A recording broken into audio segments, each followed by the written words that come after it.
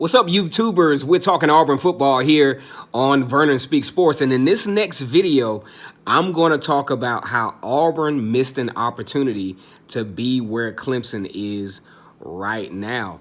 Once again, it's K-Stu to go for Vernon Speaks Sports. I hope you guys enjoy this video. We're talking college sports in the Deep South where college football is king. And we want to think that the SEC conference is one of the more powerful conferences in college football. The SEC West, arguably with its competitiveness and with the fierceness of the rivalries, I think it's a pretty good conference, sub-conference in college football. Also, in East Alabama, where Auburn University rests, they like to call that place the loveliest village on the plains, and the battle cry is War Eagle. Let's get into it, guys. Let's go ahead and comment, like, and subscribe to the channel, War Eagle.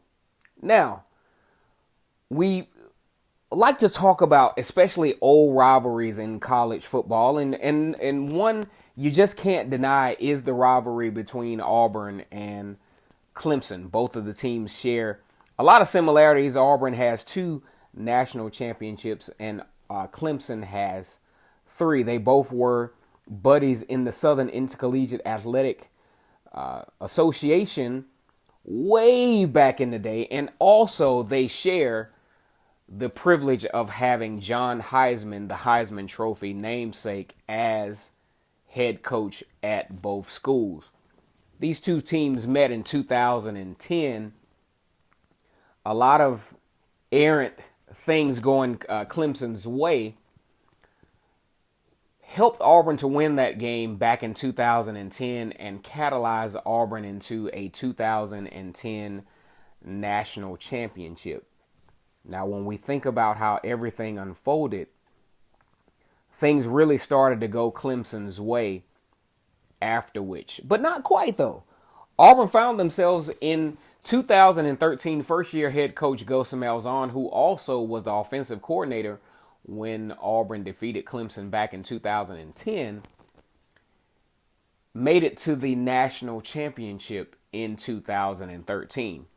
Now, as we talk about the Clemson Tigers, since 2010, Clemson has had a great span of college football. Actually, in the college football playoffs, 2015, 16, and 18, actually winning the national championship 2016 and 2018, oddly enough, against Alabama. So they've beaten Alabama twice.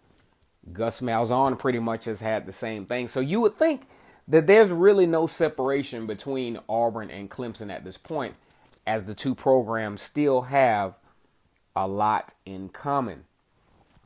Now, since 2010, Auburn has had a different fate. You know, you talk about the 2013 season, then you sandwich that in with a shaky 2014. You were thinking, it's going to be some redemption there. 2015 and 2016 proved to be very detrimental years in Auburn as far as competing on a national level with some of the higher tier programs. Meanwhile, Clemson solidifying themselves as obvious competitors of Alabama and sandwiching in 2 championships, including last year's demolishing of Alabama 44-16. Now, when we think about this, Auburn had the opportunity, in my honest opinion, to be at or close to the same level of Clemson as Clemson is today. We rewind back to Gus Malzahn's first year as an Auburn Tiger head coach, literally staring a national championship trophy in the face, but the defense surrendering at the last moment, allowing Florida State, actually ironically one of Clemson's conference mates, to win the last national championship of the BCS era. Now, at that point, of course, it's Gus Malzahn's first year as a head coach. Yes, there's time for redemption, and there's time to give him a little time to build a program, because it's just not, probable that a first year head coach either makes it to the national championship or wins the national championship. So, but when we look at the long term effect of Auburn not winning that particular game, it's proven to be detrimental. First of all, you have a chance to win 2 national championships in a 3-year span, which starts the dynasty talk. But Auburn squandered that opportunity. Of course, in 2014, having aspirations to make it to the college football playoff for the first year of its inception, some losses down the stretch cost Auburn mightily. Wound up going to the Outback Bowl to take on Wisconsin, losing that particular game. Fast forward to 2015, thinking that you have a Heisman Trophy hopeful in Jeremy Johnson, that season squandered as well. Wound up going to the Birmingham Bowl of all places. How about that? You go to a bowl game in your same state, not the equivalency of greatness. So we fast forward to 2016. Things are starting to get a little better for the Auburn Tigers. A very great stretch leading up to the Georgia game. You're talking about the prospect of being the first 2-loss team since the college football playoff inception, being able to participate in that or put yourself in a position, unlikely losing to Georgia, who Auburn, I think, had superior talent over Georgia, as Kirby Smart was in the rebuilding process of Georgia's program. So another opportunity missed. You look forward to 2017.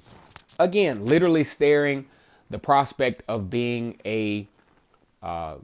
actually at this point, Auburn had only lost 1 game at this point. Hold on, let me go back. No, losing 2. They lost to Clemson earlier that year. So the prospect of being a 2-loss team, again, making it to the SEC championship via beating 2 number 1 teams, Georgia and Alabama, squandered another opportunity against Georgia in the second time around in the SEC championship. And of course, we all know how the 2018 season turned out. So you talk about missed opportunities for the Auburn Tigers to be right there with the likes of Clemson, who, we can talk about how the ACC conference is not as powerful as the SEC, but Clemson has created a dynasty nonetheless right under Auburn's watch, with Auburn equally somewhat having that same opportunity. Okay, guys, let me know your thoughts in the comment section. Okay, go ahead and like the video, subscribe to Vernon Speaks Sports Auburn. I actually wasn't going to talk about this today, but I was kind of fumbling around in some stuff, and this idea came to mind. Once again, it's K-Stu the GOAT for Vernon Speaks Sports. We're talking Auburn football non-stop. Like, comment, and subscribe to Vernon Speaks Sports Auburn. As always, guys, War Eagle.